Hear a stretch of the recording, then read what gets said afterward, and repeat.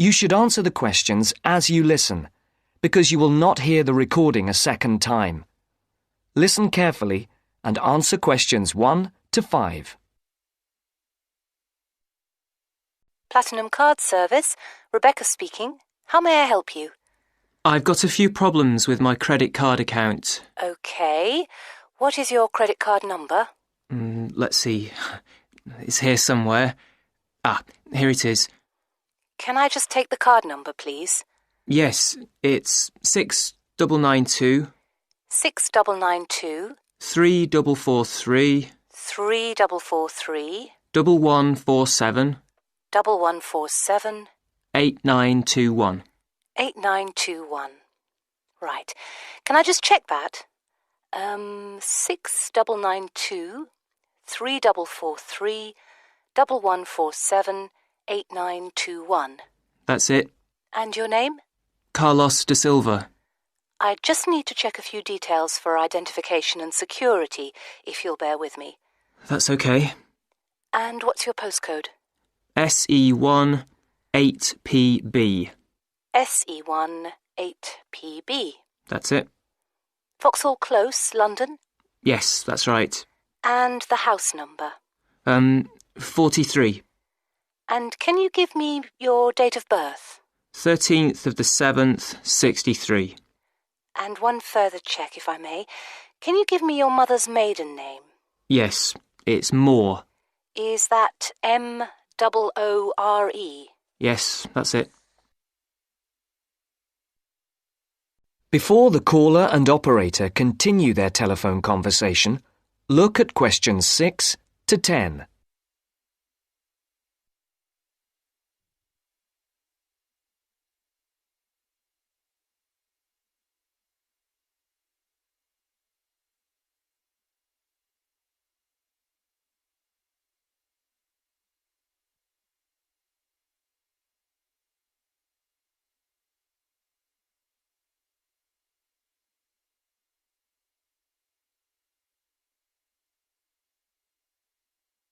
Now listen to the next part of the conversation and answer questions 6 to 10.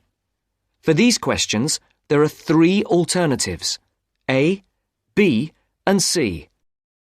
Decide which alternative is the most suitable answer and circle the correct letter. Yes. Now, can we get on with this?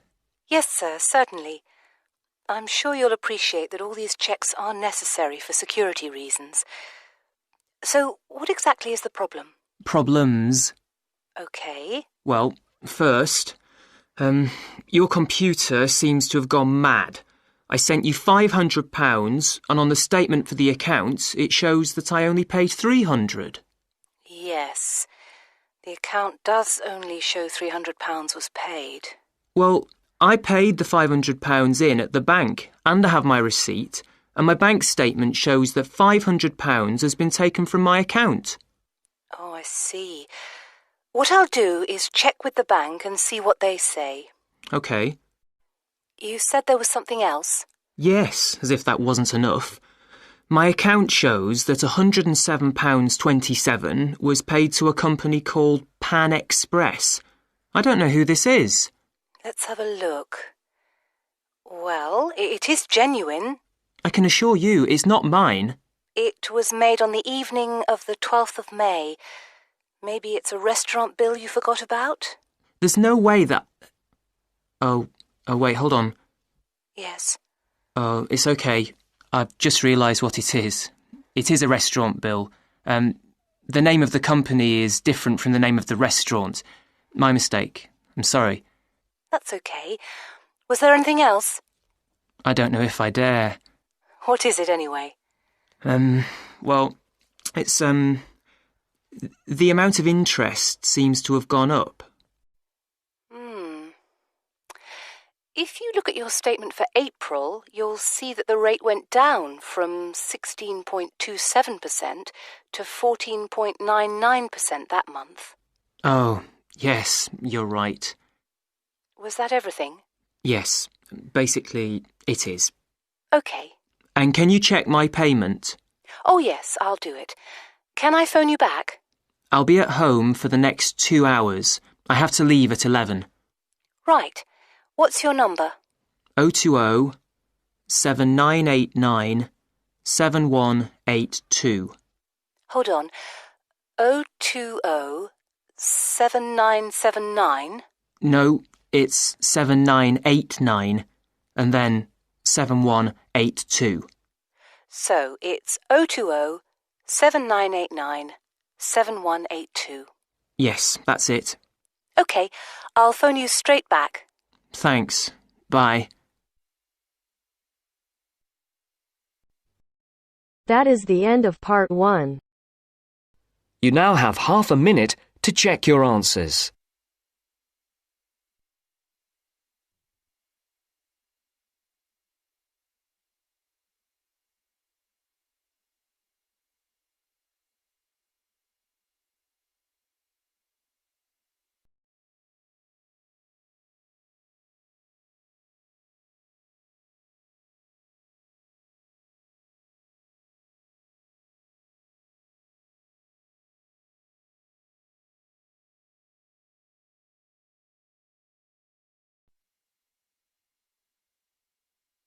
Now turns to part 2. Part 2. You'll hear part of a free class about safety around campus. First, you have some time to look at questions 11 to 14.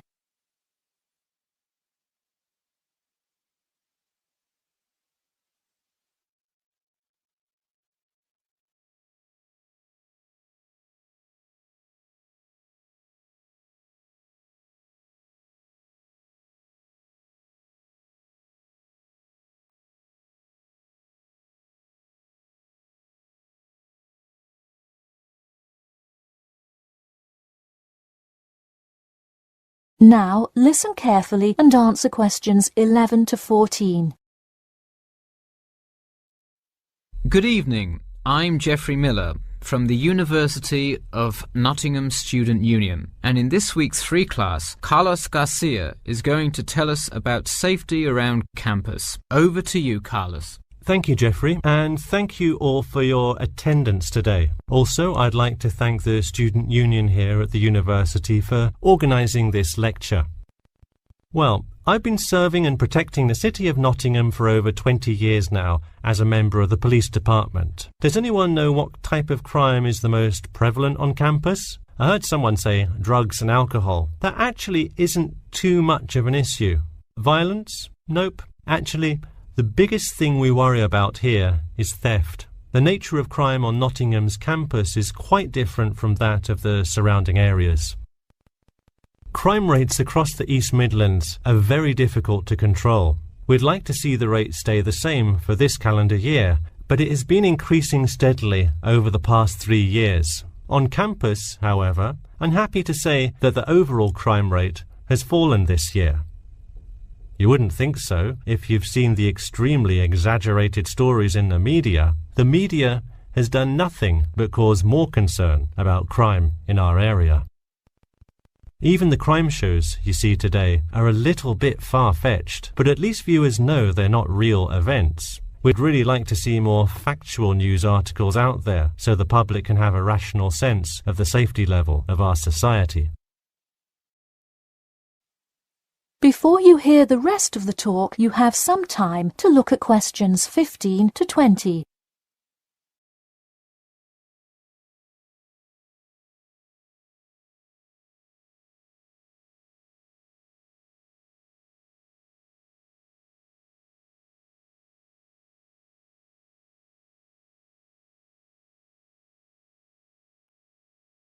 Now listen and answer questions 15 to 20.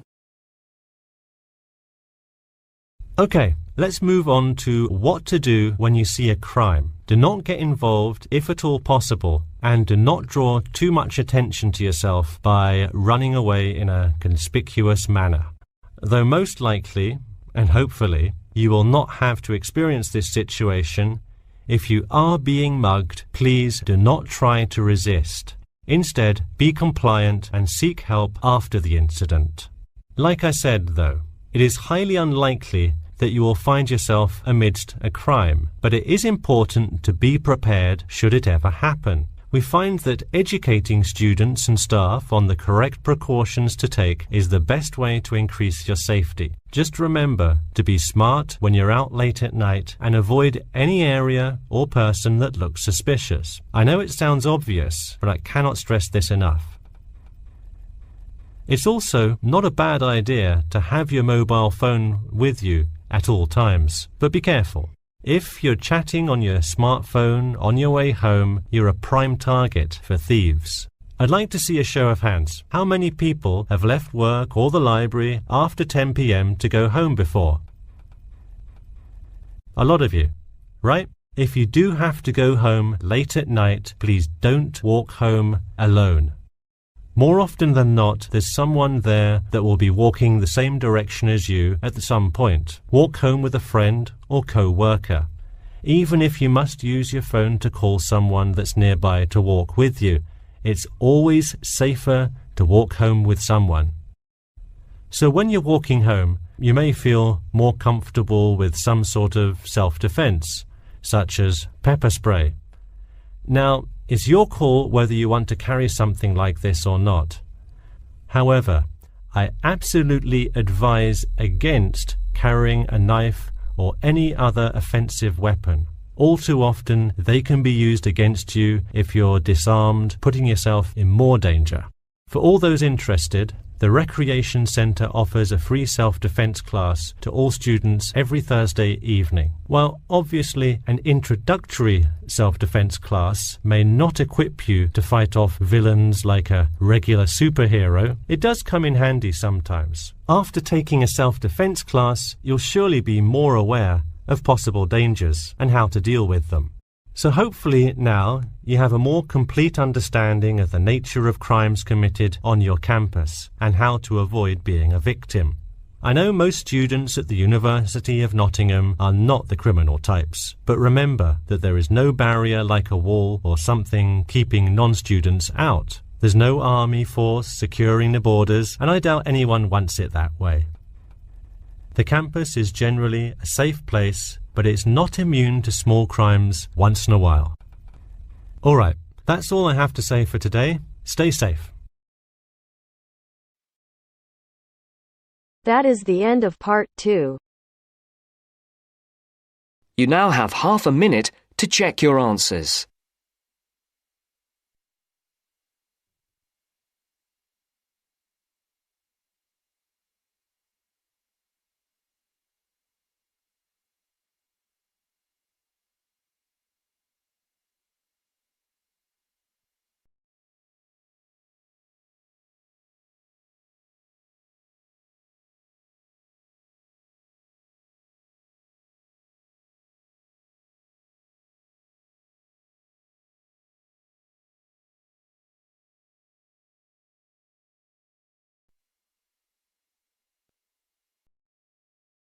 Now turns to part 3.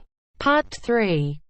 You will hear two students, Sharon and Zhao Li, talking to their tutor about a presentation they gave the previous week. First, you have some time to look at questions 21 to 23.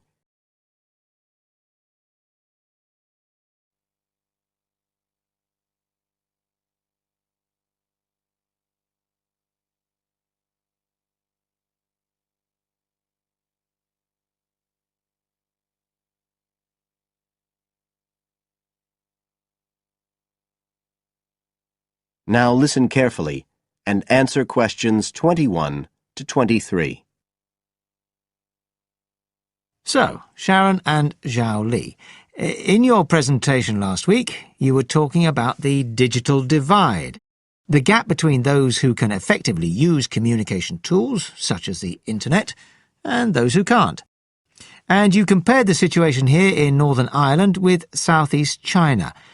Right. So, I asked you to do some self-evaluation, watching the video of your presentation and thinking about the 3 main criteria you're assessed by: content, structure and technique. What do you think was the strongest feature of the presentation when you watched it? Sharon? Well, I was surprised actually because I felt quite nervous. But when I watched the video, it didn't show as much as I expected. So which of the criteria would that come under? Confidence? That's not actually one of the criteria as such. Zhao Li? Technique? It's body language and eye contact, isn't it? Well, I didn't think I looked all that confident, but I think that our technique was generally good, like the way we designed and used the PowerPoint slides. So, you both feel happiest about that side of the presentation? OK, now on the negative side, what would you change if you could do it again? Well, at first I'd thought that the introduction was going to be the problem, but actually I think that was OK.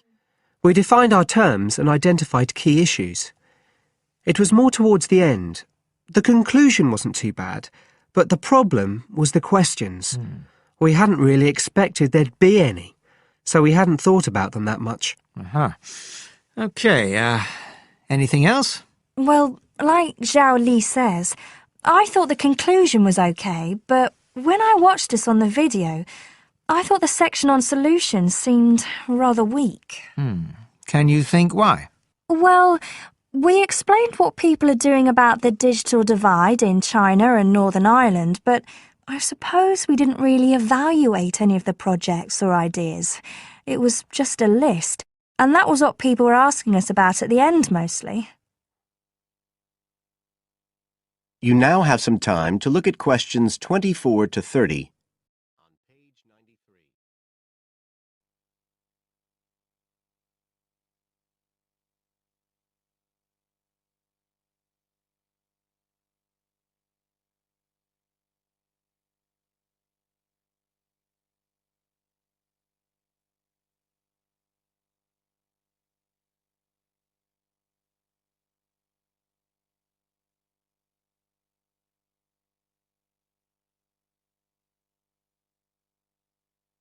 Now listen and answer questions 24 to 30. OK. Now, I also asked you to get some peer evaluation from the other students. Yes, well, people said it was interesting, like the fact that in China the internet was used more for shopping than in Northern Ireland. They said sometimes it was a bit hard to understand because we were talking quite fast, but we didn't think so when we watched the video. No, it's a bit different, though, because you know all this information already. If you're hearing it for the first time, you need more time to process it. That's why signposting the structure and organisation of the talk is important. That seemed OK. No one mentioned that as a problem. Some people said that we could have had more on the slides, like some of the other groups had nearly everything they said written up on the visuals as well. But other people said the slides were good. They had just the key points. Yes. And most people said we had quite good eye contact and body language. They all pointed out we'd overrun. They all said we were 5 minutes over. But we timed it afterwards on the video, and it was only 3 minutes. We were a bit unsure about the background reading at first, but I think we did as much as we could in the time. Anyway, no one commented on that under content. But one thing that did come out was that they liked the fact we'd done research on both Northern Ireland and China. Most other people had just based their research on one country.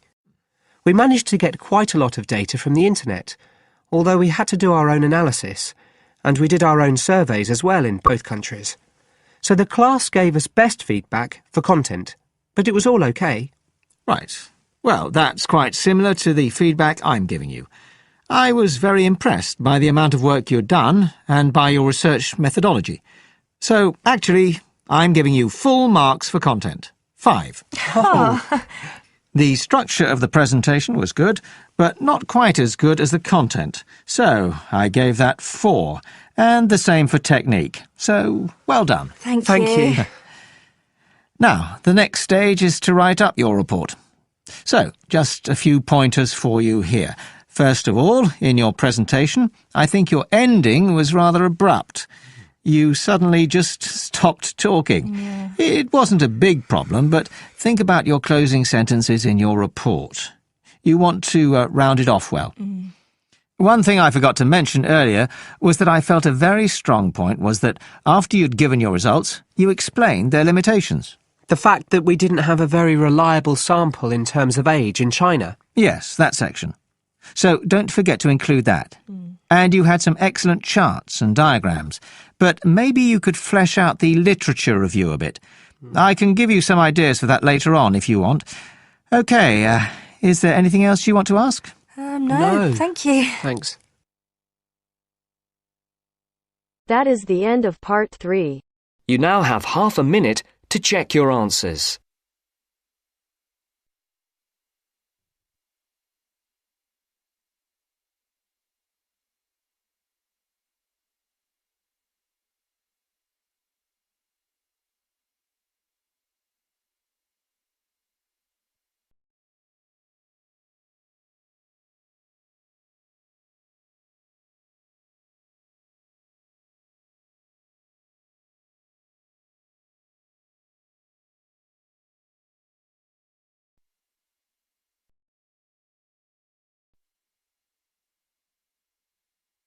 Now turns to part 4.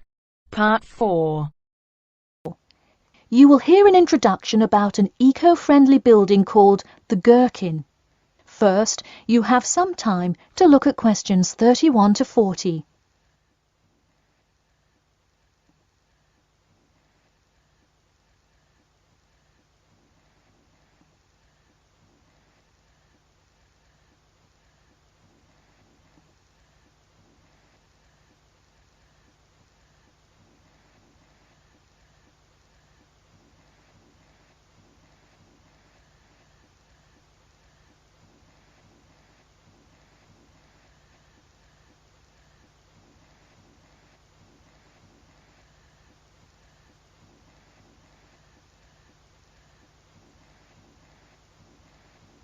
Now, listen carefully and answer questions 31 to 40. Today, I'd like to tell you about how UK architects are playing their part to address the issue of global warming. You have seen many of these iconic buildings while going about your everyday life, but you may not know how they are affecting your tomorrow. In 2003, construction was completed on the famous Swiss rebuilding, or more informally called the Gherkin, a true masterpiece commissioned by the law offices of Foster and Partners. This is not the first ambitious endeavour of the firm. They are renowned for their various philanthropic environmental efforts. The Gherkin, with its cut-and-edge green initiative and sharp design, is gaining recognition as an icon in modern architecture. You can pick it out of the London skyline by its unorthodox cigar shape. While its appearance is the obvious attribute at which to marvel, there is far more to this building than meets the eye. And let's face it, there's a lot about this building that meets the eye. The building helps reduce the city's carbon footprint in a number of ways. Just a quick note, in case you're not familiar with the term carbon footprint, get used to it. It's a buzzword you'll hear relentlessly to talk about reducing emissions. Think of it as the amount of harmful greenhouse gases that are given off into the environment by a single person, organization, or product. So going back to the Gherkin building, perhaps the most obvious as well as the most significant eco-friendly feature is the glass windows, which allow light to pass through the building, both reducing heating costs and brightening up the workspace. The ingenuity behind the various eco-friendly aspects of the Gherkin has seen its fair share of publicity both from serious and silly sources. In a recent April Fool's Day edition, One e-publication printed a story detailing plans to replace 50% of the current exterior with grass, which would not only make large steps in the name of sustainability, but also give the building the green hue that would truly earn it the nickname of the Gherkin. The only drawback is, as you may have guessed, that this story was an April Fool's Day joke and completely made up.